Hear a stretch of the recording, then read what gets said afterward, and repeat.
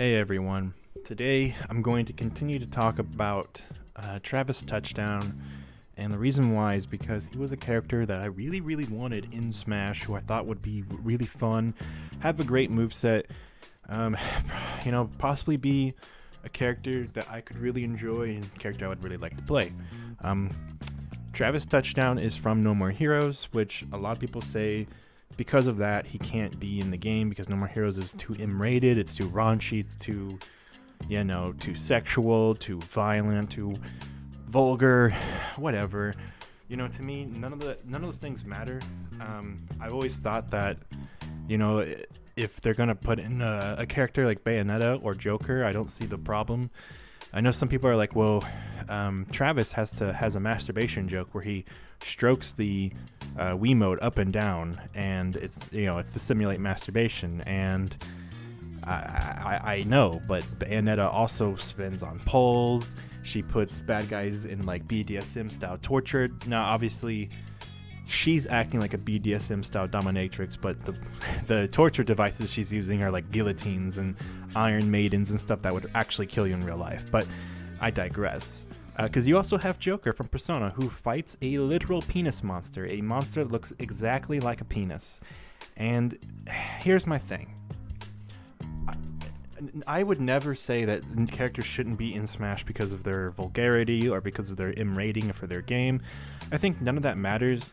I think Smash is for everyone, and as long, even if you're a younger kid, your parents probably just won't let you play those games anyway, and then when you get older, you're like, oh, I can play this game now. I don't think there's anything wrong with that. But obviously Sakurai knows there's a huge adult fan base for Smash, which is why there's a mixture of little kiddie style characters and grown-up characters. That's why you have characters like Snake and Pikachu in the same game. Now, like, a little kid's not going to appreciate Snake at all. They're going to say, why is there an army man? Or why is there a spy man? But Snake is not, he's not Sam Fisher from Splinter Cell. Metal Gear Solid is not Splinter Cell, and it's something that a lot of people would say, back in the Brawl days, they would say Snake was a bad choice because he doesn't fit in at all. And I'm like, hello? Go to his stage and tell me it doesn't fit with all those giant robots in the background. Like, you clearly didn't play Metal Gear Solid if you think that Snake doesn't fit in Smash. Snake is a top tier character and become a fan favorite, but since Brawl's come out, a lot of people have more so recognized and appreciated Metal Gear Solid thanks to the dawn of YouTube. And I think that's a beautiful thing. I'm glad that Snake has the recognition as one of the greatest video game icons of all time, thanks to Metal Gear Solid blowing up in popularity. Again, thanks mostly to online internet stuff, basically exposing people to Metal Gear Solid. It's a beautiful thing. Makes me really happy because I grew up liking Metal Gear Solid. It was one of the, I liked the PS1 game, I liked the PS2 game. Honestly, I have no idea how people escaped it back then, but if you grew up when you escaped it, now you're exposed to it, and all the younger generation is totally exposed to it. It's a beautiful thing. I think the same thing could happen for Travis Touchdown. No More Heroes was a cult classic game, and I know you might say that a cult classic game doesn't deserve to get in, but then I would bring you to example B, Terry Bogard. Terry got in, and fuck, I would never expect a King of Fighters character or an SNK character in general to be a playable character. I figured they would probably just be a Mii costume or a assist trophy. The thing is, when I ask my friends, my family, a lot of people will say, to them the best pick was Banjo, but when to my family and specifically, and a lot of my friends who like fighting games, they're going to say they can't believe Terry got in, and Terry's like the most hype, coolest pick they did. Even my older brother didn't even keep up with Smash, and me and my little brother, who play King of Fighters with each other sometimes, we're like, oh yeah, Terry's in now, and he's like, Terry got it? Like, we're like, the new character Byleth, and he's like, oh yeah, and he's like, wait, Terry's in? And we're like, oh yeah, you didn't know about Terry? Like, yeah, Terry's in Smash too, and so you can do Ryu vs. Terry, and he's like, that's so cool, that's the thing, right? And Travis could be like that for a lot of people. Travis is a really cool character, and with No More Heroes 3 on the horizon, and with Travis Strikes Again coming out and being a pretty awesome love letter to Suda51 in general, it's just like, it's a good time to put him in Smash, but maybe we'll have to wait for the next Smash game. Sadly, though, next Smash game probably won't come out for a while. I mean, they're probably not going to make a sequel on the Switch. And if they make another Smash game, it'll probably be for the next Nintendo console, and there's a chance Ultimate's the last one, or there's a chance that if they make another Smash, it won't have anything to do with Sakurai or something like that. So, I mean, there's a lot going on here where Smash could be. We don't know what's gonna happen to Smash after Smash Ultimate on the Switch, you know. So for right now, you know, this might be the last chance, and if Travis doesn't get in now, then we're screwed. So yes, he's from a vulgar game, and yes, he's from an obscure game, but I don't think those things count out someone. What I will say is that I will compare it to Mai from King of Fighters, because Mai isn't in the background for Terry, and as we know, Sakurai said, you know, Smash is for good boys and girls.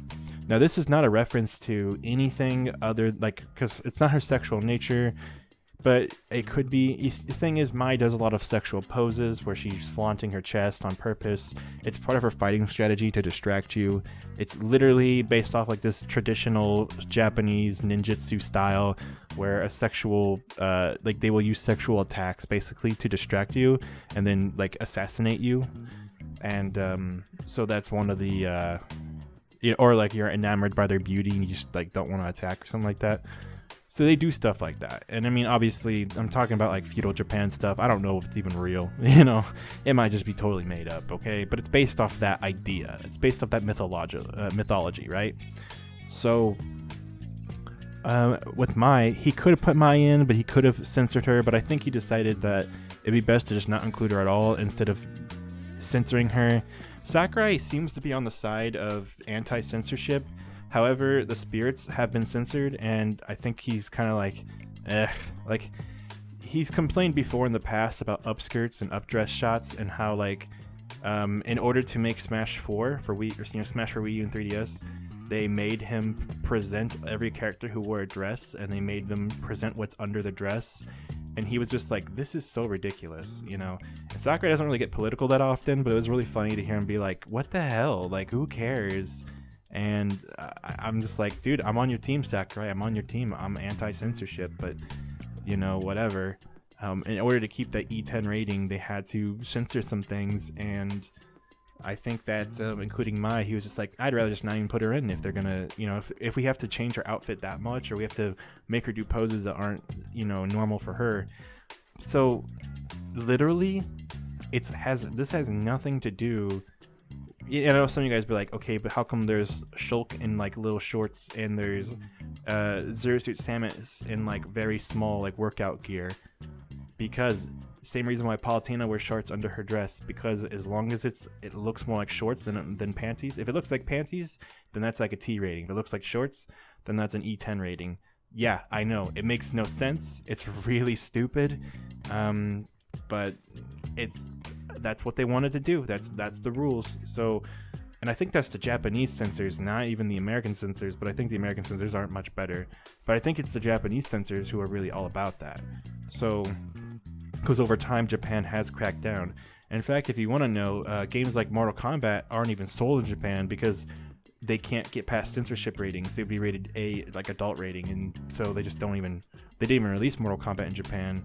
Mortal Kombat 11, all the old Mortal Kombat games are totally in Japan. Mortal Kombat's a huge thing in Japan, but 11 just didn't even get released in Japan, which is really crazy. But the other thing is that's like Resident Evil 2 got censored in Japan. The American version is actually gorier, you know?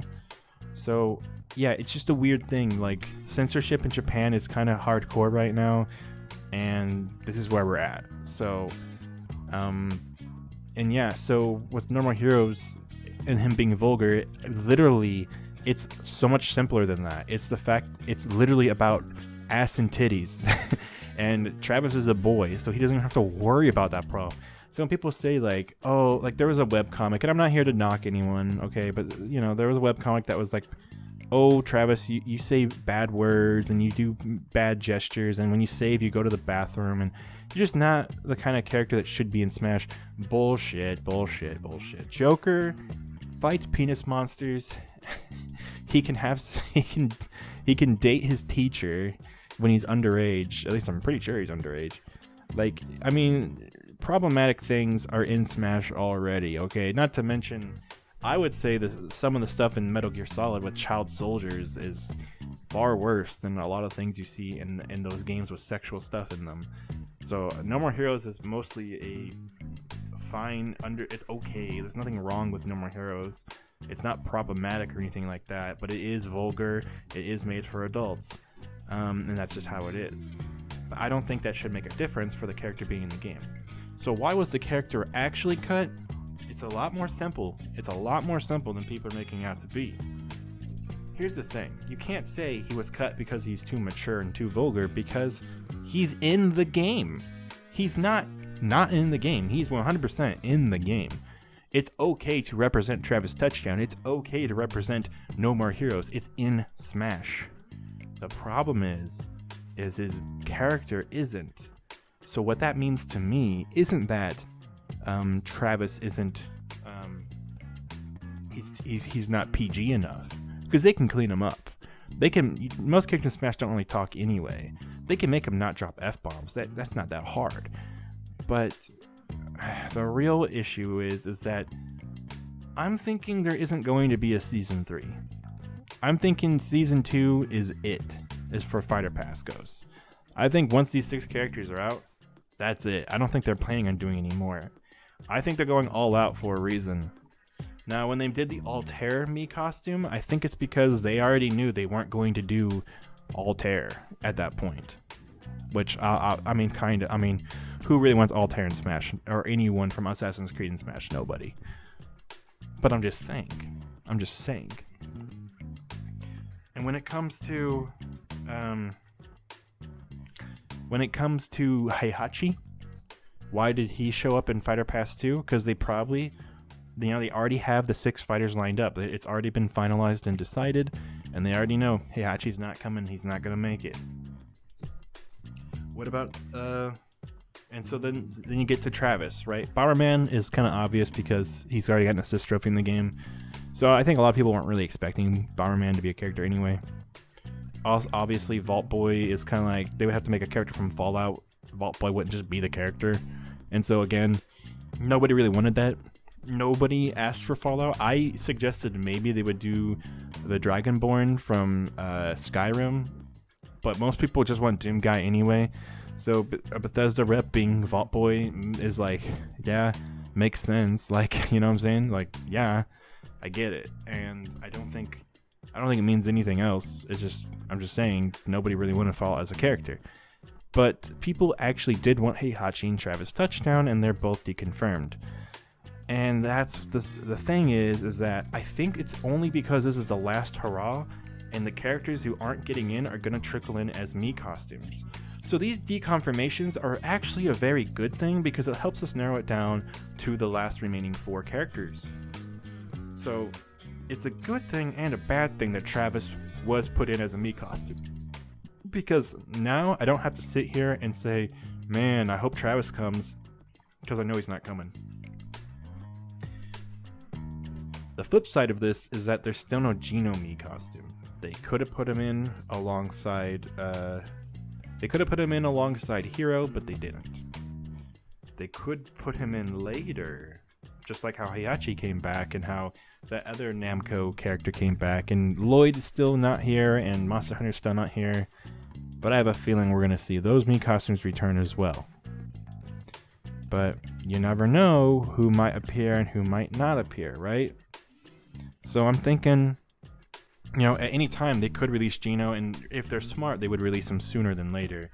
Because just not releasing the Mii costume at all and then not releasing him as a character is just a huge tease. I mean, if there's one character left and there's still no Geno Mii costume, I'm going to be saying it's Geno, So it's a good thing that they released the Travis Mii costume, but it is a bad thing because I really wanted Travis in. I don't care what anyone says. I really wanted Travis in. But it's over now. The dream is over for Travis and Suda51. If Suda51 was going to get any character, it was going to be Travis Touchdown. And I'm glad he's at least in Smash. I'm glad he's at least a character. I'm probably going to buy the costume. Now, I wish the costume came with that song it was playing, because that's the battle theme for No More Heroes. And No More Heroes has an amazing OST. Like, that soundtrack is brilliant. And so it's kind of sad that they didn't come with the battle song. That would have been so cool. But oh well, we'll just let it go. I own No More Heroes 1 and 2 on Wii, and they re-released the first one on PS3 after a while. I would love to have a No More Heroes collection on Switch, so people can actually play as Travis Touchdown in his native game. And also, those games are really fun and really good. They deserve to be played, especially if they could be upscaled to 60 frames per second. That'd be awesome. Also, the Wii wasn't in HD, so just, again, these things would make it look even better with those stylized graphics. It would be really awesome. The story holds up. The gameplay is fun. It can work on controller, as they changed the controls to work with Pro Controller and PS3 controllers eventually.